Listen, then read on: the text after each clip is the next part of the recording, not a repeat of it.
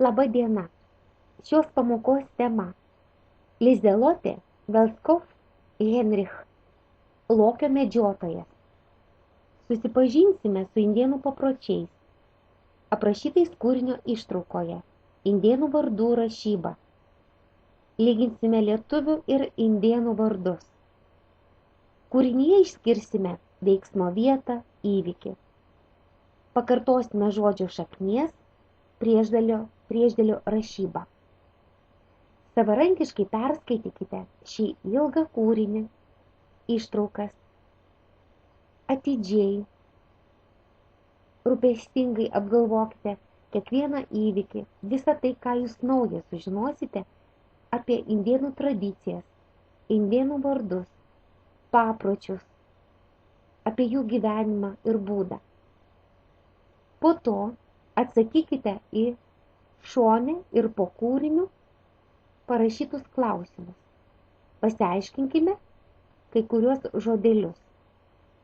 Simbolis tai daiktas, turintis papildomą daugeliui žinomą reikšmę. Kai tariame ir rašome paryškintą žodžio džiaugsmingai raidę, parink gilniškų žodžių džiaugiesi. Ir tada aiškiai girdime, kad G garsas. Reikia rašyti G raidę. Pasakyk žodžio išgelbėtoje priešdėlį. Iš. Nors tariame išgelbėtoje ž, bet rašome iš, nes tai yra priešdėlis. Yra toks indėnų paprotys, norėdami susitaikyti su lokio dvasia, kariai šoka lokio šokį. Mums tai yra naujiena. Šį paaiškinimą žinokite, kodėl jie tą šokį šoka. Čia yra autorės knyga Sugrįžimas pas Dakotus. Teisinys apie lokio šokį. Kiekviena tauta, kiekviena bendruomenė turi savo papročius. Ir su kokiais indėnų papročiais susipažinsite šioje ištraukoje. Jeigu patiks, susidomėsite, perskaitykite visą knygą Sugrįžimas pas Dakotus.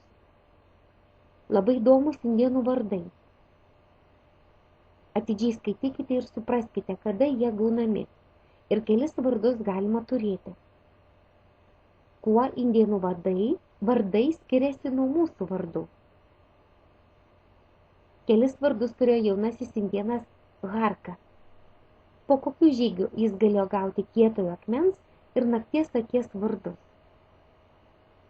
Ir papasakok apie įspūdingą indėnų šokiamą lokio šokį. Atkreipk dėmesį didžiasias raides ilgame indėno varde. Harka, kietasis akmuo, nakties akis. Visos pirmosios raidės yra didžiosios.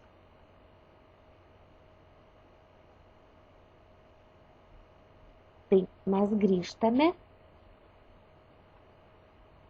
ir visą tai atlikę vadovėlio tekste mes keliaujame į pratybų sąsiuvinio puslapį.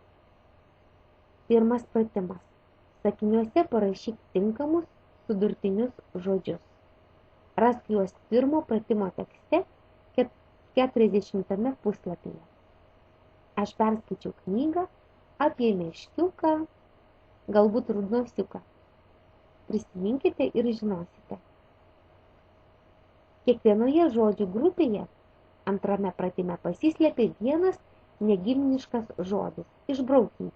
Pažymėk žodžių šaknį. Būkite atidūs. Trečioje užduotyje vaikai žaidė žodžių loto ir nemokėjo sudėlioti sudurtinių žodžių. Pataisyk. Pagelbėk jiems. Na ir ketvirtas pratimas prašo išspręsti kryžiažodį. Įminkite, parašykite atsakymus ir suprasite, koks žodis yra pagrindinis parašytas. Linkiu sėkmės. Linkiu prisiminti apie indėnus, gerbti jų tradicijas, papročius, žinoti kuo daugiau, kuo plačiau, kuo išsamiau, kuo jie gyvena, kuo jie gyveno. Paskaitykite kuo daugiau knygų, apie indėnų gyvenimą. Žinau, kad tai jums patiks ir bus labai įdomu. Užduotis atlikite atidžiai, dėmesingai. Pasitikėkite savo jėgomis ir žiniomis. Jūs tikrai daug ką žinote. Pritaikykite taisyklės, pasitikrinkite būtinai. Neskubėkite, darydami pratimus. Linkiu sėkmės. Pamoka baigta.